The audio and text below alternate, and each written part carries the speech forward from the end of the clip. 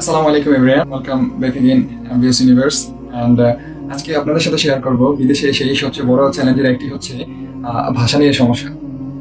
আমি যখন এখানে আসি সৌদি আরবিয়াতে, then আমার শেখ আমাকে নিয়ে মার্কেটে গিয়েছিল ফার্স্ট টাইম। তো দেন বাসায় কেনাকাটা করা লাগবে, অনেক কিছুই তো প্রয়োজন।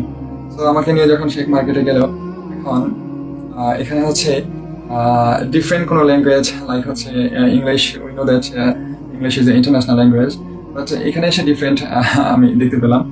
সেটা এখানে কেউ তাদের মাদার টাং, আই মিন যারা সৌদি আরবে আছে, আরবি ছাড়া তারা অন্য কোনো ভাষা তারা ইউজ করে না। ইভেন যারা এখানে এক্সপেক্টস আছে, ইমিগ্রেন্ট হয়ে আসছে, কেউ এখানে কি বলে অন্য কোনো ভাষায় ইউজ করতে পারে না। কজ আমাদের দেশে আমরা দেখি বাংলার পাশাপাশি আমরা ইংলিশ অনেকটাই আমরা এক্সারসাইজ করি বা আমরা কথা বলার ট্রাই করি। বাট এখানে আমি সিটিতে যখন গিয়েছিলাম মার্কেটে, ওখানে গিয়ে দেখলাম কেউ কোনো অন্য কোনো ভাষা ইউজ করে না। তো প্রথমত প্রবলেম, মার্কেটে গিয়ে যে আমার কিছু একটা লাগবে, এটা আমি আসলে অ্যারাবিকে ওইভাবে বলতে পারছিলাম না। তো এটা নিয়ে একটু নিজের ভিতরে শাই ফিল হলো।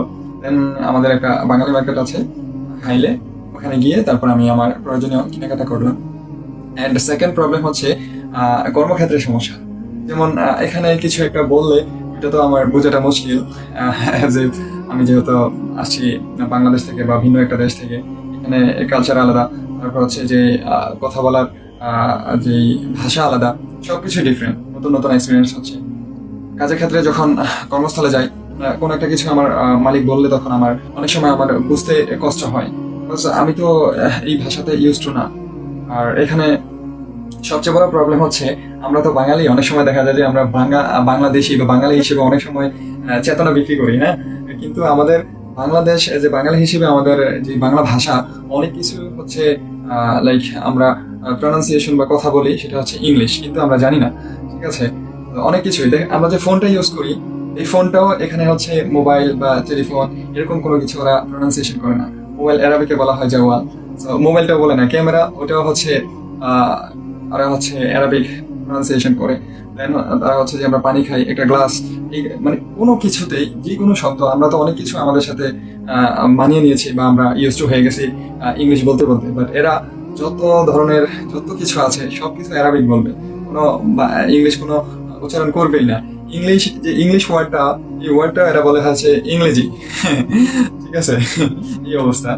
দেন থার্ড যে প্রবলেমটা, ভাষা নিয়ে যখন আপনি স্বাভাবিকভাবে কি বলে এটা এক্সপার্ট না হবেন, না বুঝবেন, তখন নিজের ভিতরে একটা হীনমন্যতা চলে আসে। ঠিক আছে, নিজে ডিপ্রেসড হয়ে যায় যে আমাকে কিছু একটা বলতেছে, আমি বুঝতেছি না। সো তখন দেখা যায় যে কমিউনিকেশনের অনেকটা গ্যাপ হয়ে যায় আপনার ভিতরে, এবং আপনার প্রেজেন্টে যে থাকবে, আপনার মালিক হোক বা আপনার কলিগ হোক, যেই হোক না কেন, আপনার একটা কমিউনিকেশন গ্যাপ থাকবে। তখন অনেক কিছু করা যাবে না, চাইলেও করতে পারবেন না। সো এখন প্রবলেমটা থেকে কিভাবে এটা ওভারকাম করা যায়, আমার সাজেশন থাকবে যারা ফিউচারে অ্যাব্রডে আসবেন বা যে কোনো দেশে যান, আপনার আরাবিয়ান কান্ট্রি হোক, সৌদি আরব, কাতার, দুবাই, ওমান, অথবা ইউরোপে যান। ইউরোপেও কিন্তু সব দেশে ইংলিশ ভাষা ওরা ইউজ করে না। ঠিক আছে, সো আপনার যেই দেশে যাবেন, ভিসা প্রসেসিং থেকে শুরু করে যে সময়টা, বা আপনার যদি মেন্টাল প্রিপারেশন তার আগে থেকে হয়ে থাকে, আমি বলবো কি যেই দেশে যাবেন ওই দেশের ভাষাটা অ্যাটলিস্ট বাংলাদেশে যে সময়টা পান, ওই সময়টা ওই ভাষাটা চর্চা করার জন্য, ওই ভাষাটা শেখার জন্য ট্রাই করা। এটা না হলে যখন ওই দেশে গিয়ে আপনি চলে আসবেন, মানে অ্যাব্রোডে যখন চলে যাবেন, তখন অনেক বেশি প্রবলেম আর কি ফেস করতে হবে। And আমার ভাষা দক্ষতা নিয়ে যদি আমি বলি, আমি আলহামদুলিল্লাহ ইংলিশ 100% কি 100% না হলে 95% আলহামদুলিল্লাহ I can speak in English.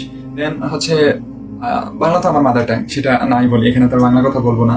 Different ল্যাঙ্গুয়েজের ক্ষেত্রে আমি 80%, হ্যাঁ 80%-এর মতো আমি এটা কি বলা হয়, হিন্দি, হ্যাঁ হিন্দি বলতে পারি।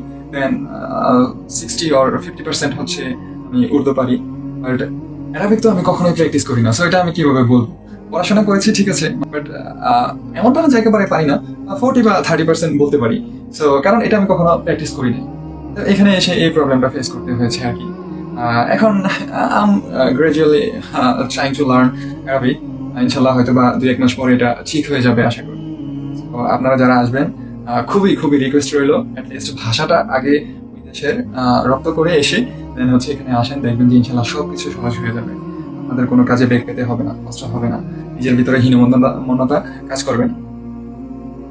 সো ভবিষ্যতে যারা আসতেছেন তাদের প্রতি হচ্ছে এই অনুরোধ এবং হচ্ছে অ্যাডভাইসটা রইল যে আপনারা অ্যাটলিস্ট ভাষাটা প্রথমত শিখে আসবেন। দেন কাজের ক্ষেত্রে গেলে সেটা হচ্ছে কম পারেন বেশি পারেন সেটা মানিয়ে নেওয়া যাবে, কিন্তু কথায় যদি না বলা যায়, নিজের যে ভিতরের আবেগ অনুভূতি সেটা যদি বোঝানো না যায়, এক্সপ্রেশন করতে না পারেন, তো সেক্ষেত্রে কি হবে আর কি হবে এটাই। সো আর কিছু প্রবলেম আছে এখানে আমি ফেস করেছি, ইনশাল্লাহ নেক্সট টাইম আরো ডিফারেন্ট ভিডিওতে নিয়ে আসবো। আশা করি আপনারা আমার সাথে থাকবেন। Children take care, wait for the next video. Allah হাফেজ।